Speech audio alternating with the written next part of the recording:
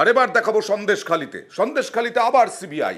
এই প্রথম জমি দখলের তদন্ত করতে সিবিআই গেল। হাইকোর্টের নির্দেশে সিবিআই তদন্ত। যারা যারা ইমেল করে অভিযোগ করেছিলেন তাদের কাছে গেল সিবিআই।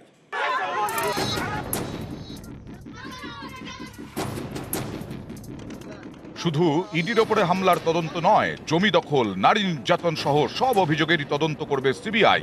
গত 10ই এপ্রিল এই নির্দেশ দেয় কলকাতা হাইকোর্ট। সেই মতো ফের সন্দেশখালীতে সিবিআই, এবার জমি দখলের অভিযোগ খতিয়ে দেখতে।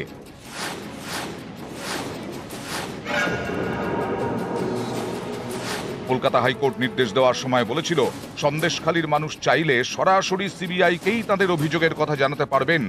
এর জন্য একটি ইমেল আইডি চালু করে সিবিআই। সূত্রের খবর, সিবিআইয়ের মেল বক্সে 100-র ওপর অভিযোগ জমা পড়েছে। এর মধ্যে জমি দখল সংক্রান্ত অভিযোগ খতিয়ে দেখতে শনিবার গ্রাউন্ড জিরোয় সিবিআই 4টি টিমে ভাগ করে সন্দেশখালীর বিভিন্ন অংশে যান সিবিআইয়ের আধিকারিকরা। যান বেড়মজুর এলাকায়। এখানকার এক বাসিন্দা অভিযোগ জানিয়েছিলেন ইমেলে। অভিযোগ, তার 5 বিঘা জমি দখল করে নেয় শাহজাহান ও তার দলবল। এদিন ওই অভিযোগকারীর বাড়ি গিয়ে কথা বলেন সিবিআইয়ের আধিকারিকরা। কাগজ গন্ডগোল আছে, কাগজ দেখা বলে সাজেন ভাই কিনে নিই, ওদেরই লোকজন বলে। কাগজে গন্ডগোল ছিল না, আমার কোনো কাগজে গন্ডগোল নেই, আমি কাগজপত্র ওদের দেখাইনি।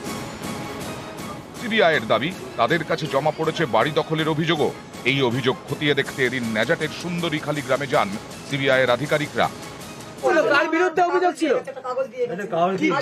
এফআইআর করেছে, এফআইআর। সিবিআই আধিকারিকদের সামনে পেয়ে এদিন আরো অনেকেই মুখ খোলেন। এক গ্রামবাসী অভিযোগ করেন, তার 7 বিঘা জমি কেটে ভেড়ি বানিয়ে ফেলেছে শাহজাহান ও শেখ সিরাজ।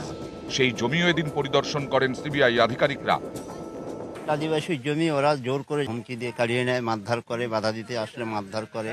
রাজ্যের পুলিশ, আমাদের পুলিশকে জানালে পুলিশরাও মারধরের সময় আসে না। এটা কি আগে চাষযোগ্য? হ্যাঁ, আগে চাষযোগ্য ছিল, চাষ করেছি আমরা। কত বিঘা জমি এটা? এটা 7 বিঘে জমি।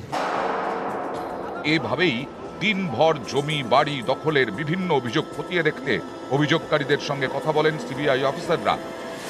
সিবিআই সূত্রে খবর, জমি দখলের অভিযোগ খতিয়ে দেখতে ভূমি দপ্তরের সাহায্য নেবেন তদন্তকারীরা। তথ্য নেওয়া হবে বিডিও অফিস থেকেও। সিবিআই জানতে চাইছে, যেসব জমি দখল করা হয়েছে বলে অভিযোগ, সেই সব জমির আসল চরিত্র কি, জমির প্রকৃত মালিক কে। নিউজ 18 বাংলা।